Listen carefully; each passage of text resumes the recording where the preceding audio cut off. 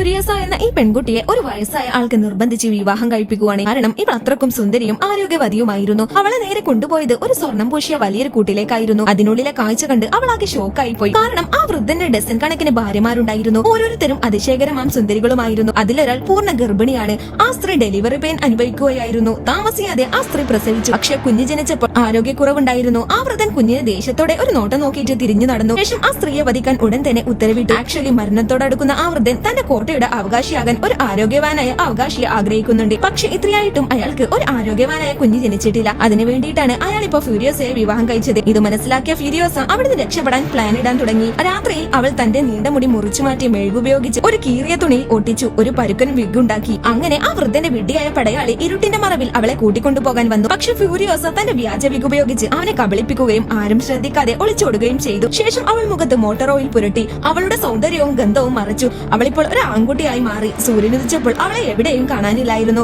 നോക്കുമ്പോൾ അവൾ ഒരു വലിയ പൈപ്പിനടിയിൽ ഒളിച്ചിരിക്കുമായിരുന്നു. പിന്നീട് അവൾ ഒരു വീൽ മെക്കാനിന്റെ വേഷം ധരിച്ച് ഗ്രീസ് പുരണ്ട തൊഴിലാളികൾക്കിടയിൽ ഇഴകിച്ചേർന്നു. രക്ഷപ്പെടാനുള്ള അവസരത്തിനായി അവൾ ക്ഷമയോടെ കാത്തിരുന്നു. അങ്ങനെ 3 വർഷം കഴിഞ്ഞു. ഫ്യൂരിയസയ്ക്ക് ചീഫ് ഫീൽഡ് ടെക്നീഷ്യനായി സ്ഥാനക്കയറ്റം ലഭിച്ചു. ഒരു വലിയ സൂപ്പർ ട്രാൻസ്പോർട്ട് വാഹനം നിർമ്മിക്കുന്ന ഐലറ്റ് ടീമിൽ അവൾ ചേർന്നു.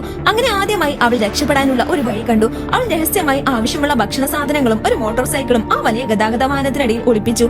അടുത്ത ദിവസം എഞ്ചിൻ ഓയിൽ മാറ്റുന്നതിനായി അടുത്തുള്ള പട്ടണത്തിലേക്ക് സാധനങ്ങൾ എത്തിക്കുന്ന ഒരു യാത്രയിൽ അവൾ ആ വാഹന വ്യൂഹത്തോടൊപ്പം ചേർന്നു. പക്ഷെ വിധി മറ്റൊന്നായിരുന്നു. വഴിയിൽ വെച്ച് ഒരു കൂട്ടം വാർ ബോയ്സ് ആ വാഹനത്തിന് നേരെ ആക്രമണം നടത്തി. സ്ഫോടനങ്ങൾ മുഴങ്ങി. അന്തരീക്ഷത്തിൽ പൊടിയും തീയും നിറഞ്ഞു. അതിൽ അവളുടെ ഭക്ഷണ സാധനങ്ങളെല്ലാം നശിച്ചുപോയി. അതിലും മോശക്കാര്യം അക്രമികളിൽ ഒരാൾ ട്രക്കിനടിയിൽ ഇഴഞ്ഞു കയറി ഒരു ബോംബ് സ്ഥാപിച്ചു. ഫ്യൂരിയോസ ഇവനെ കണ്ടു. ഒരു മടിയും കൂടാതെ അവൾ അവനെ ശക്തമായി ചവിട്ടി ബോംബ് ഓഫ് ചെയ്തു. എന്നാൽ വീണ്ടും ആക്രമണം നടന്നുകൊണ്ടേയിരിക്കുവാണ്. അതിനിടയിൽ വാഹനത്തിന്റെ റേഡിയേറ്റർ അവർ തകർത്തു. അത് നന്നാക്കാൻ ഫ്യൂരിയോസ പുറത്തിറങ്ങിയതും അവളുടെ പാറിപ്പറന്ന മുടികൾ കണ്ട് ഡ്രൈവർ ആകെ സ്തംഭിച്ചുപോയി.